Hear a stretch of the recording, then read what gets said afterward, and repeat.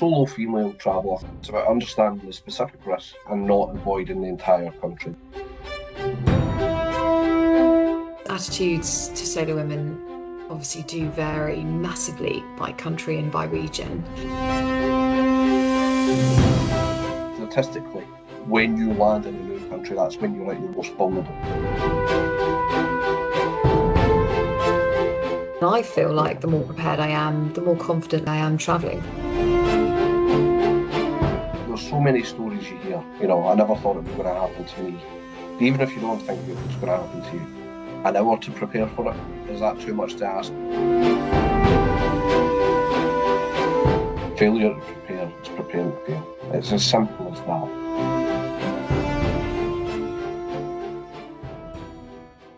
Hello and welcome to Being Crisis Prepared, Inverroy's crisis management podcast about all things resilience. I am Sarah Batts, a senior crisis and continuity consultant, and I'm delighted to introduce my colleague Kieran Craig, one of our security consultants. In this episode, we're going to be talking about female solo travel, but first I'll hand over to Kieran to introduce himself as it's his first time on our podcast. Thanks, Sarah. Yeah, I'm Kieran Craig. My role is a security consultant with Inverroy. Previously, I have, in terms of experience, done 8 years in the British Army, then moved into close protection for an ultra-high net worth individual, which included quite a lot of travel. I then moved into corporate security, which covered the second biggest defence contract in the UK, and then moved into consultancy with Inverroy. As part of my role, I cover quite a lot of travel risk management mainly, as well as threat and risk identification. So this subject really comes under my your remit.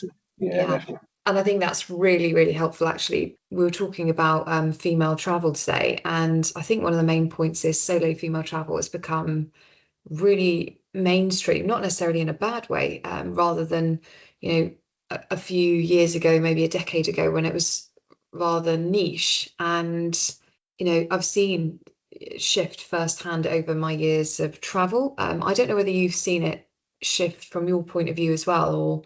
Yeah, I think looking at solo female travel, I think the rise of things like influencers and the way that companies market their product as well.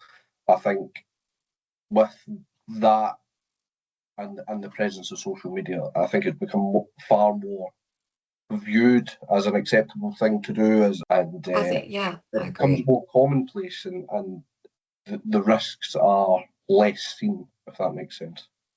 Yeah, and when we're talking about risks, I think in terms of the diversity of destinations, essentially nowhere's off the cards at the moment, which is, from my point of view, really fascinating to see. And I think potentially in previous years, fear may have held solo female travellers back from some incredible destinations. But you're right in bringing risk and a lot of preparatory work into this. So what would you say about do you do the risk profiles for every destination?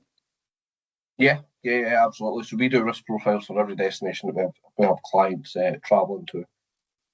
I think they vary enormously by the destination. You can't just paint the whole world with one brush, and even continents itself or areas within continents like Southeast Asia, Eastern Africa, so on. They're not all the same. Not all country or not all cities are going to be the exact same. So to have a real understanding of the risk itself is kind of mainly what I want to get across today.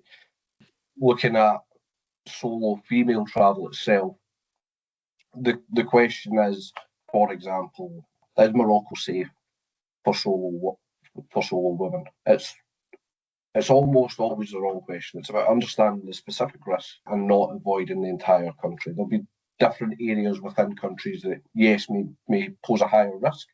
That doesn't mean that country in general poses a higher risk. There will be places that are, whether it be more westernised or more tolerant or, less government controlled to an aspect where you see in Africa where, there's security everywhere, whether that's police military, etc. So it varies massively, not only by region, but by city, by town. It's really worth knowing the risk itself. And I think interesting you say that, because Africa is a great example of perception versus reality. 54 countries, I think, wildly different risk profiles. Do you categorize risk, crime, gender-based risk, health, environmental risks? Yeah, so when we're looking at a country risk assessment, so if we're doing a risk assessment of somewhere within Africa, as you said there, we look at the kind of crime risks within the country, health and environment, security risks, that which incorporates terrorism, so on, especially for business clients going abroad. And then we then start to look at who's travelling, where are they travelling to. So you're then looking at the gender-based risk. So if you're going to a country in the Middle East where the views on women are slightly different to here in the West, then you need to incorporate that and build that as part of the risk profile itself. In Africa, you see a lot of countries that are now moving the other way and becoming far more westernised, so that becomes less of a problem. But the problem is still there, and it's understanding that risk itself. And that's really interesting. I think sometimes I've felt safer in parts of Malawi than in European cities, and actually Malawi is one of the poorest countries in Africa. I would say it's a lot on media narrative, and I mean, we've been exchanging stories about influencers and talking about how risk and the danger isn't reflected sometimes openly. But again, I don't think the media narrative and social media kind of serves travel as well. The risk is real, but also we're talking here about it being manageable. Don't dismiss it, kind of don't catastrophize it either. What would you say about the social media influence? When you look at a lot of influencers, if they are very popular and they have a massive backing and they have the kind of money to be able to say, I'm going to go to X country and do X, and they have a team behind them that's then building, the risk profile for the country. They're getting in-country security. They're getting the works. They're going there as if they're a business traveller, because realistically, that's what they then become. So when they're going to the country, they have all the information that they would require to go to that country, but you don't see that part. So if you're watching an influencer or somebody in social media that's going to one of these far-reach places, and say South America is quite popular as well, and traveling through Mexico for an example, it's a very dangerous country unless you have the right security team with you, the right planning, preparation. A lot of that is unseen. So when you're then getting younger people or people who want to kind of emulate what these people are doing, they're going without the planning and preparation, and they're only seeing somebody in that country visiting or doing these amazing touristy things without understanding the full risk of what they're doing.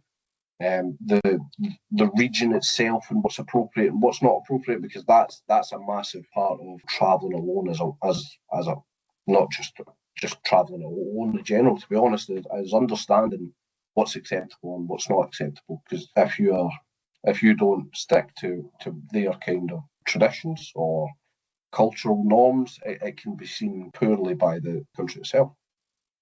And would you say, so in terms of the social influencers and the teams that they have and the prep that they do you think then it's almost a duty of care or responsibility of the influencer to highlight certain risks or something, 100%. or the preparation that they've done? You think they should do? 100%. I think even not just looking at solo female travel, but if you look forward to this summer, a couple of weeks, you've got the World Cup. You're going to have tens of thousands of people travelling to the US and Canada. Perfectly safe. 9 times out of 10, you're going to be in a country that you speak the language, you understand the cultural norms. But there's a lot of the World Cup going to be played in Mexico. You're going to have a lot of people travelling there solo. They're probably not going to understand the cultural norms. It's a very volatile country. If you're watching an influencer, roaming around Mexico City, With their phone out, bag Mexico City, open. yeah, exactly. There could be some copycat behaviour almost, you're saying. Exactly. Yeah. You're seeing these people online videoing themselves walking down the street, What you're not seeing is the 2 or 3 close protection operatives they've got with them because they can afford to do it. And they are then protecting even from, the petty crime that we find as one of the main risks country to country, the pickpocketing, bag snatching, all sorts of different scams. These are the risks that people face that you're not going to see within the social media aspect. And I was going to say, is what's the importance you place on situational crime? Because everyone really thinks of kidnap for ransom, harassment, etc. But in terms of situational crime, is that something you would rate excessively highly in certain areas more than others? Absolutely. I think situational crime's something that because it doesn't hit the headlines and you don't see it, you see people getting kidnapped, as you said, or kind of things of that nature. Situational crime, a pickpocket, if you're left without money, how are you going to cope? How are you going to get home? How are you going to get your hotel? If your phone's stolen, how are you going to make contact with people that you need to make contact with? And it's really interesting, Kieran, bringing that up, because a lot of the time people have said, when they've had their phone stolen, they don't know who to call because they don't know the telephone numbers. And I have memorized 2 telephone numbers off by heart. So if that does happen, but I'm not sure whether people actually do it because all have the telephone numbers written down somewhere safe, etc. Yeah, exactly. So if you're, for anybody solo traveling, phone numbers are a massive one. Understanding the dialing code as well is going to be massive because yes, you could sit here and I could go, oh, it's 077 blah blah blah blah. I know that number, but I'm in the middle of South Africa and I don't know the dialing code, so I can't use a local number or a local line to phone, whether it be my wife or my parents or the embassy. Not there's key little points like that, and that builds into the preparation of traveling that you need to understand.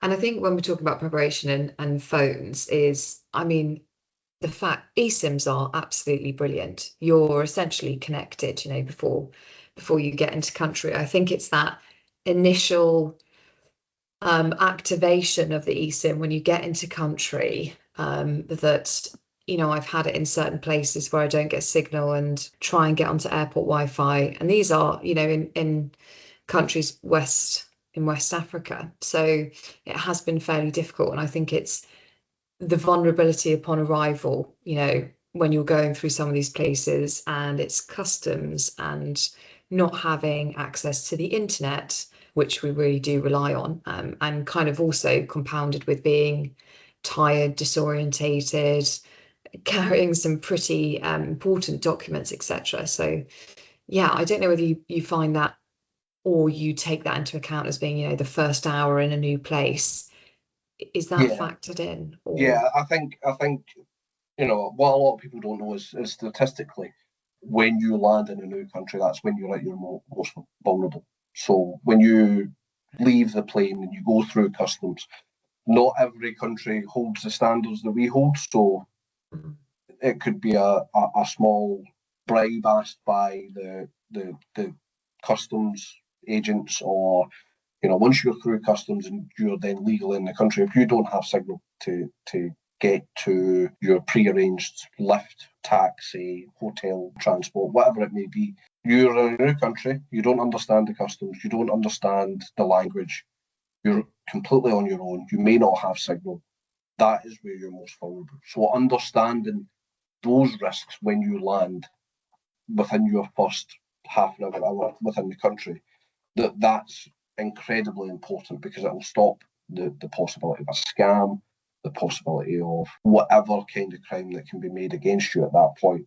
And another key one for me that a lot of people, and even with business clients that have full security setups that I deal with on a weekly basis, never leave the airport until you understand that you have a way of getting to your hotel.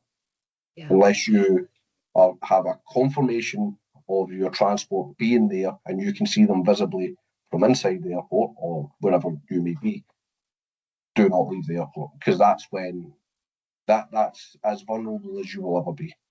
it would be really interesting to get your view on the gender-based risk. So in terms of specifically for solo female travelers, like the harassment, kind of unwanted attention, because attitudes to solo women obviously do vary massively by country and by region, and probably quite an off-putting factor for females traveling solo because it can be quite intimidating. What do you advise on that? Again, it goes back to preparation. It's understanding the country you're going to and understanding the cultural norms. I think it's going to be a massive one, because if you go to somewhere in the Middle East and you go into the hotel and you go to shake the concierge's hand, for example, and he refuses to do it, that's a cultural norm. That's not something that would happen in the West, but in the Middle East, that's just what happens. If they don't want to do that, it's simple. Understanding where you're going, I think, is going to be a massive one. Yeah, and personally having worked in the Middle East, I've always been conscious of preparation and boundaries. Yeah, and understanding cultural norms, dress codes, social expectations, which is the preparation with it all, as we're saying. It's preparation, it's understanding risk, it's managing risk, and also not just necessarily the preparation, but when you're actually in country. I think sometimes females are often conditioned to second guess instincts, and I would say from my many solo travels is trust your gut. 100%. Absolutely trust your gut instincts. 100%. Your body will tell you if there's something wrong. I think I'm a massive believer in that. If you have a gut instinct about a situation or a person, that's out of fear. Most likely it's going to be out of fear. Listen to it. And essentially, you'll have done, obviously, we talked about prep, but there's also prep you can do on, women's travel forums, social media, recent Reddit threads, and that gives you real-time insight, and also not, negating the fact that you can look at reviews if you're booking accommodation. Reviews are a really good way of getting some, as I said, some real insight into a place. I would also say as well, in terms of being out in country, I do a very simple system of a WhatsApp message. It's almost like a check-in to some contacts saying, this is where I'm going to be, this is what I'm doing, I'll check in with you this evening. It takes, a couple of seconds, and there's actually a really good way of making sure you're accounted for. Yeah, absolutely. So just to go back slightly, where you were talking about women's forums on Facebook groups and Reddits and so on, I think when you're planning to go to a country, what we use in a business sense is we use three sources. Always use three sources that you can cross-reference. So if you're looking for, information on an area that you're going to, we tend to use the FCDO to begin with, because that's the government's view of where you're going, and that will give you like a base understanding of it. And then you go into whether you have travel insurance and you have access to these things, actual databases of in-country knowledge, and then your travel forums, your Facebook groups, your Reddit threads, all these kind of things where you can understand the place that you're going to is always going to be massive. And I think that's the best place to start. And then when you're talking about accountability in country, if you're traveling, I know it's always a good practice to have somebody to relay where you are, what's going on, and so on to. If you're a solo female and you're traveling as part of a business trip, then you set up something within your organisation to say, every morning I will do X, every evening I will do X, and if it's regular intervals or after a certain amount of time, however you want to build that into your kind of process, I think that's essentially setting up a travel duty manager and a system of accountability. Exactly. And when you're saying kind of on the ground, for me traveling, it used to be different a few years ago, and I have personally been through a few circumstances that made me rethink. And unfortunately, I don't think everyone needs to go through certain circumstances for them to understand risk better. But now I only choose female-only dorms if I'm staying somewhere, or if I'm looking at places to stay accommodation, I will do my due diligence and, make sure that the location's well lit, it's in a nice area. I specifically look at reviews from solo female travellers. Not necessarily everywhere that I go, the door bolting mechanisms are a really good investment. Yeah. Uh, I think they're about £10 from Amazon. It's a level that you don't have before. It's feeling a little safer. The transport apps that are everywhere nowadays, it's so handy to be able to get an Uber or a Bolt or the local equivalents and actually call for a taxi, where you can take a picture of the driver's ID, you can take a picture of the registration, the vehicle registration number, you can send that on to contacts. I think one of the great things about those apps is that you have in front of you, before you even see the driver, registration and a picture. If that then arrives and it's not the same, then you don't get in. It's understanding that that's a risk, and having that ability to pre-check and seeing the person and the vehicle, description of vehicle, number plate, whatever it may be, and then that arriving, that's your first confirmation that it's what you asked for. You can then, whether it's a screenshot on the phone or a picture of the actual taxi, if you've got a chosen person that you are relaying all your stuff to, it takes 2 seconds to send it away. That's going to be the first protocol. If you're then not in contact when you arrive at your destination, you've then got who it was from, whether that's the person or the company, and a vehicle description plus hopefully a registration plate. Yeah, I also essentially, when traveling, I used to split my belongings and especially, money into two areas. Now I do it into multiple. I've got small pockets of cash and an old card and decoy wallet and stuff, mainly because I'm going to more high risk areas, and that's not necessarily just with our work, but I suppose I'm pushing the boundaries because, as we said before, it's becoming more available, and that's really great and good to see. But I am doing my due diligence, and we're talking the fact that confidence and preparation feed each other. And I feel like the more prepared I am, the more confidently I am traveling, because I understand where I am, I understand the risks, and kind of having a mature approach that preparation isn't necessarily the enemy of spontaneity, which I think when I was a little younger, I used to think that was absolutely a thing. I think something I've always kind of been taught, especially since I was 16 and joined the army. Failure to prepare is preparing to fail. It's as simple as that. If you do the hard work before, understand the risk, understand the cultural norms, have a backup plan, have an embassy number, having all the things that make you feel that little bit safer will give you the confidence to if it's a holiday, to enjoy it. If it's a business travel, then it gives you that mind space to concentrate on what you're there for, because you've done the prep work before. You know and understand, if something goes wrong at X point throughout this travel, this is what I'm going to do. Yeah. And I think that just makes everything so much easier for not just for yourself, but whether that's for your family. They then understand that you're preparing for the risk. Your business, if that's the reason for your travel, it's just going to make things 10 times easier for everyone. And actually, I've just done Inverroy's Prepare to Go as well, and that is fantastic training. I mean, if I'd had that 10 years ago, that would have been brilliant. And it goes back to the fact that you don't think it'll ever happen to you until it does. Yeah, absolutely. And the amount of time we've seen, there's so many stories you hear. I never thought it was going to happen to me. Even if you don't think it's going to happen to you, an hour to prepare for it, is that too much to ask? An hour to prepare for if something goes wrong. Yeah. Things like Prepare to Go are massively confidence building.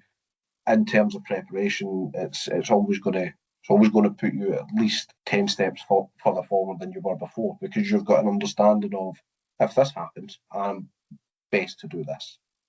And it covers so many different subjects, from in-country security to even just preparation before travel. It's simple things like having copies of all your documents and carrying them instead of carrying your actual documents. There's just little key things like that will help you on your travels. Full of them. Yeah, absolutely agree with you on that one. And thank you to all our listeners for tuning in today. If you'd like any more information, please do email us.